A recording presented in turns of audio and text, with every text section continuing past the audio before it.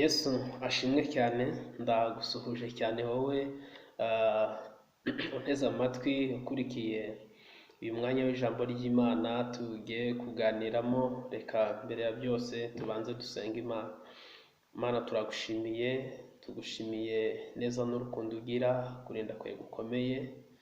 Tugushimiye ko uduhaye aka kanya kugira ngo tukanezererwemo, tukaganiremo ijambo ryawe.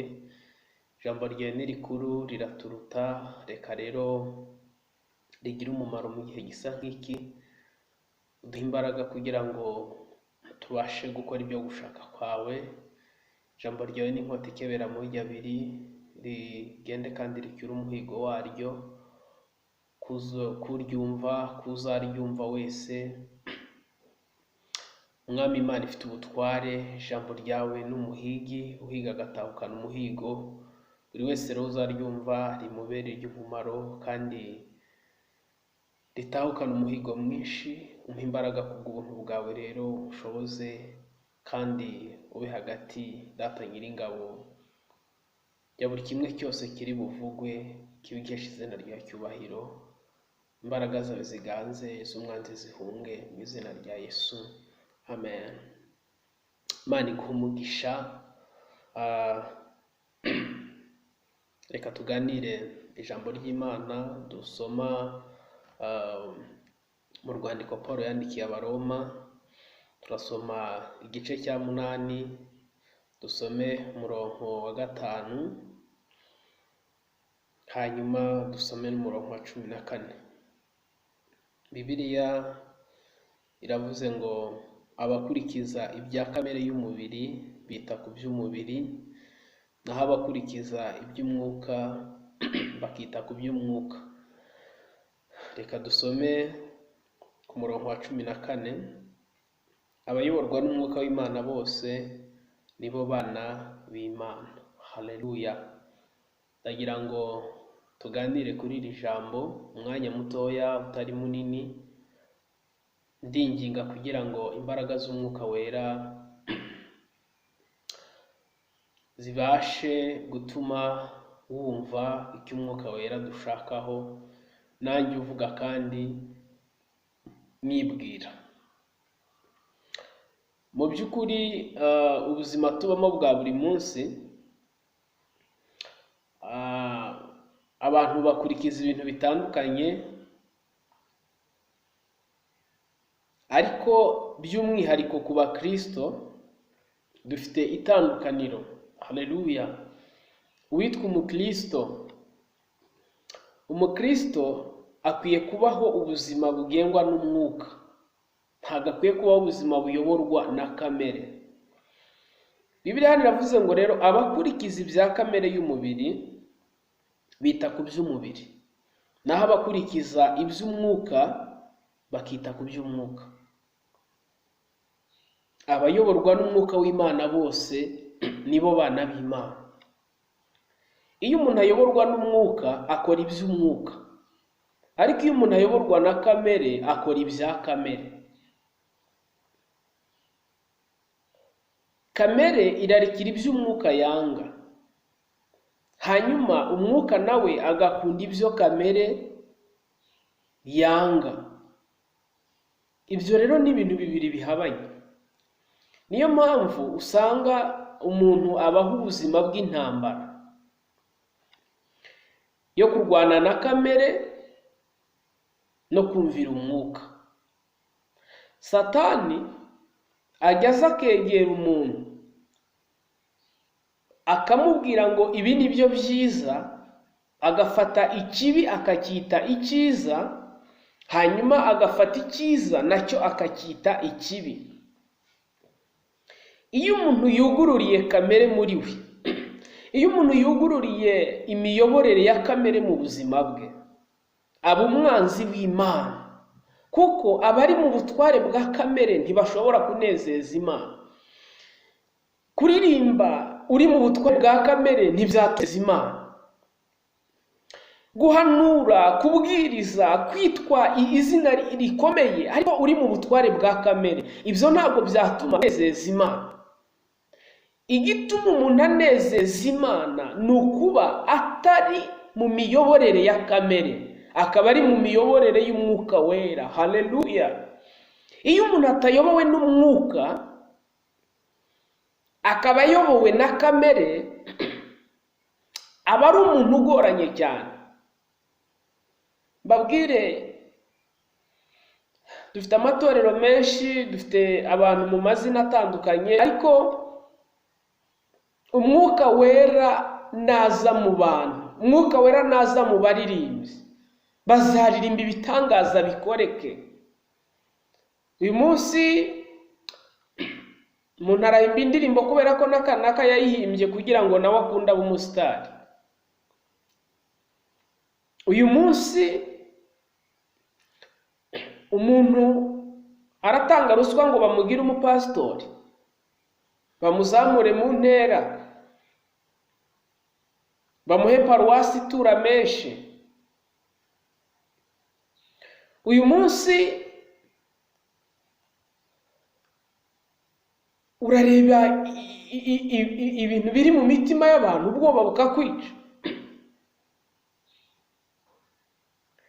Iyo ahantu hatari umwuka wera, abantu bigira ibyigenge, gusimbuka cyane, gucuranga cyane, kugira titiri iremereye, ntabwo bishobora kwerekana kuri mu miyoborere y'umwuka wera.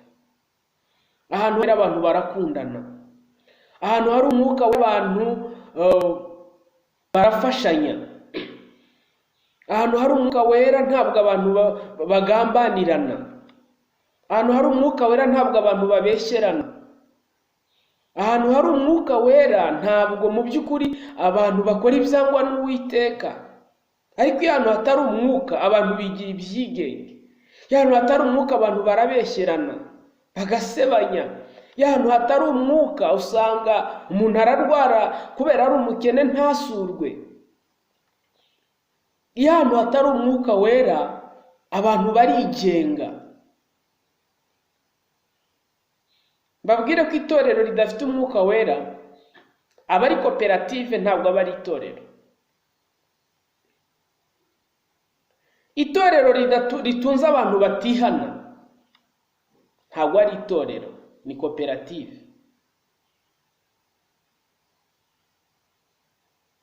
Abayoborwa n'umwuka w'Imana bose, abo nibo bana b'Imana. Haleluya! Iyo umuntu ayoborwa n'umwuka wera, abaho ubuzima bunezerewe, ahinduka isoko nziza, ahinduka ibiryo ku bashonji, ahinduka impumuro nziza ahari ingorane. Iyo umuntu ayobowe n'umwuka wera, ibindi byose twatekereza, ibindi byose twavuga, ibindi byose twagambira, twabyina, twagira gute, ariko itorero ry'Imana rikeneye umwuka wera. Kubaka amazu n'ibindi, insengero zihenze, ibyuma bihenze, nabyo ni byiza, ariko abantu bakeneye kubanza kuba bahaze mu buryo bw'umwuka, bakeneye kuba bafite imbaraga z'umwuka zuzuye, ari abantu batunganye rwose bakomeye. Inka zimaze kuzura umwuka wera zavuze ubutumwa, 3,000 birakizwa. Uyu munsi harakoreshwa ibiterane bya fundraising gusa, ariko gupfa kubona hakoreshejwe ibiterane by'amavuna ngo abantu babwirwe ubutumwa bwiza, bave mu businzi, bave mu busambanyi, bave mu guterekera, bave mu byaha by'uburyo butandukanye, biragoranye. Abandi baravuga ubutumwa, ariko ubutumwa butari Yesu. Yesu yabwiye intumwa, arazibwira ngo mugende mu mahanga yose, muhindura abantu kuba bigishwa, abemera bakihana mubabatize, ngo kandi mubigisha kwitondera ibyo nababwiye byose. Iyo niyo misiyo y'abakristo, misiyo y'abavugabutumwa, ni ukubwira abantu ubutumwa bwiza, abemera bakihana bakabatizwa, bakigishwa kwitondera ibyo Yesu yavuze. Dukeneye umuyoboro w'umwuka wera. Haleluya. Dukeneye umuyoboro w'umwuka wera. Kandi aho umwuka wera ari bijyana n'imbuto. Ntabwo wavuga ngo ufite umwuka wera ariko utagira imbuto z'umwuka wera. Iyo ufite umwuka wera, wera n'imbuto z'umwuka wera. Ariko iyo udafite umwuka wera, ntabwo imbuto z'umwuka wera zishobora. Haleluya.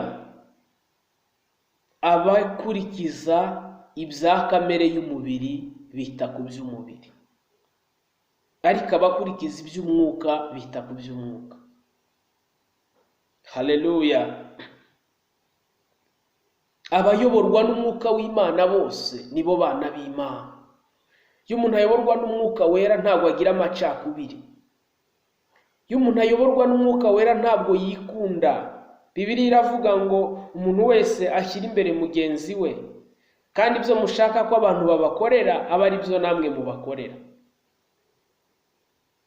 Niba ushaka guhabwa, nawe tanga. Niba ushaka gusurwa, nawe surana. Niba ushaka gukundwa, nawe kunda. Niba ushaka guhamagarwa, nawe hamagara.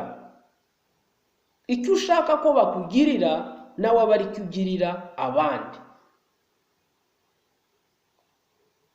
Ahari umwuka wera. Haleluya. Ahari umwuka wera. Intumwa zimaze kuzura umwuka wera zagiye zakora ibitangaza. Aho bajyaga hose umwuka wera akabashoboza bagakora igitangaza. Abantu benshi barihanaga. Haleluya. Aho bageraga hose umwuka wera akabashoboza. Babwirizaga abantu ubutumwa, bagasengera abantu bakuzura umwuka wera. Ariko uyu munsi biratangaje kubona itorero rimara umwaka rikamara imyaka 2. Nta bantu baruzura umwuka wera.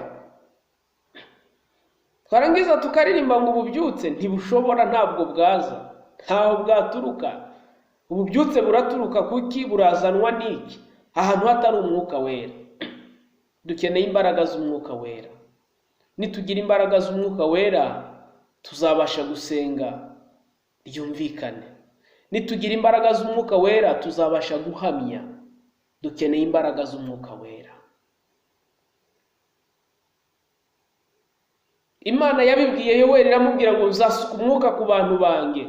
Abahungu n'abakobwa bazahanura, abakambwe bazarota, ngo ndetse n'abaja n'abagaragu bazaba bari wanyu, nabo nzabasukira kuri uwo mwuka. Ni isezerano. Iki nicyo Petero yabwiye abari bateraniye i Yerusalemu. Arababwira ngo ntabwo twasinze nk'uko mubitekereza. Haleluya. Arababwira ngo ahubwo iri ni isezerano Imana yabwiye Yoweri yuko izasuka umwuka wera ku bantu bayo. Ibi rero muri kureba ntabwo twasinze. Hari abantu bajya bafata kuzura umwuka wera nk'ubusazi. Hari abantu babifata nk'ahari iby'abakene, nk'ahari iby'injiji, nk'ahari iby'abantu batigeze basobanukirwa. Ariko imbaraga z'umwuka wera ni isezerano Imana yatanze. Haleluya. Babazwa n'abasore batari mu mwuzuro w'isezerano. Babazwa n'abakambwe batari mu mwuzuro w'isezerano. Imana yo mu ijuru ikwambika imbaraga.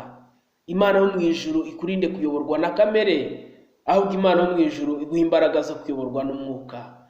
Amahoro Imana itanga ahebuje ayo umuntu wese yamenya, aganza imitima yanyu, kandi ijambo ry'Imana ryera imbuto nyinshi. Imana ifashe rigwe ku butaka butoshye kugira ngo ryere imbuto nyinshi cyane. Umwuka wera atuganze, kandi umwuka wera akora imirimo n'ibitangaza. Waganiraga na Iranzi Alfred. Imana iguha umugisha. Shalom.